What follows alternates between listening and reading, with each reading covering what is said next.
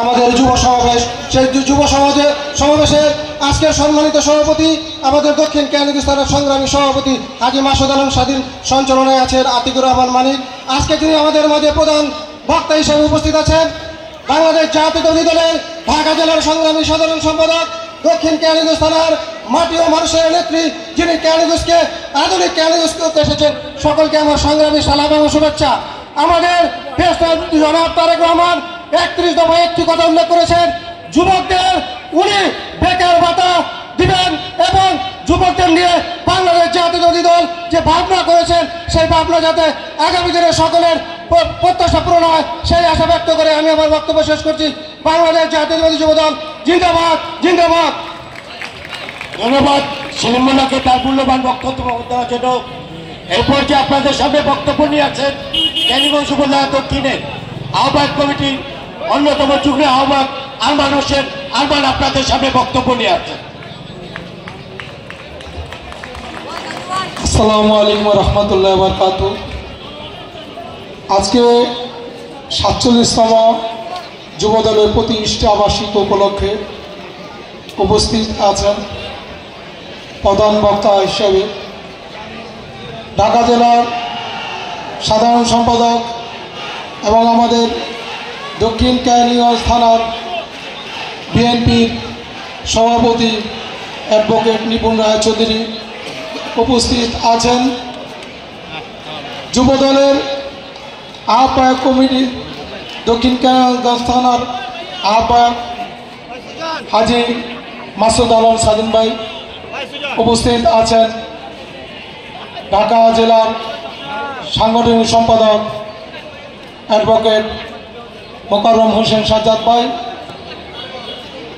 উপস্থিত আছেন। যুবদলের আমাদের দক্ষিণ কেরানীগঞ্জ থানার বিভিন্ন অঙ্গ সংগঠনের নেতৃবৃন্দ, যুবদলের নেতাকর্মীদের উদ্দেশ্যে আমি একটি কথা বলবো যে আমরা আমাদের মুরব্বীদের সবসময় সামনে স্থান দিব প্রত্যেকটি গ্রামে। কেউ যদি আমাদের সমাবেশে আসে যা দলে আমাদের এই যুবদলের কর্মী দ্বারা কেউ যাতে কোনো লাঞ্ছিত না হয়, কোনো অভিভাবক যাতে আমাদের কথা দ্বারা যাতে কোনো কষ্ট না হবে আমাদের সমাবেশে না উপস্থিত হয়। আপনারা একটি জিনিস খেয়াল করবেন, আমাদের যুবদলের কিন্তু অনেক কাজ, সেই কাজগুলো হলো আমাদের আড্ডা রক্ষা করতে হবে, এই মাদকের আড্ডা পাহারা দিতে হবে যাতে কোনো মাদক ব্যবসায়ী এই কেরানীগঞ্জ থানে কোনো মাদক ব্যবসা না করে। আমাদের এই যুবদলের কর্মীদেরকে পাহারা দিতে হবে যাতে কোনো যুবদলের কর্মী দ্বারা কোনো চাঁদাবাজি না হয় এবং প্রত্যেকটা এলাকা পাহারা দিতে হবে যাতে কোনো ধরনের সন্ত্রাসী কর্মকাণ্ড না ঘটে এবং কোনো যাতে চুরি ডাকাতি যাতে না হয় সেই জন্য আমাদের প্রত্যেকটা কর্মীদেরকে পাহারা দিতে হবে, পাহারা দিতে হবে।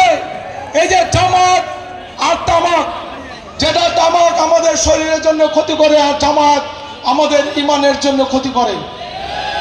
জামাত একটা মুনাফিকের দল, সেই মুনাফিকের দলকে আমাদের এই কেরানীগঞ্জ থানায় তাদের কবর রচিত করতে হবে।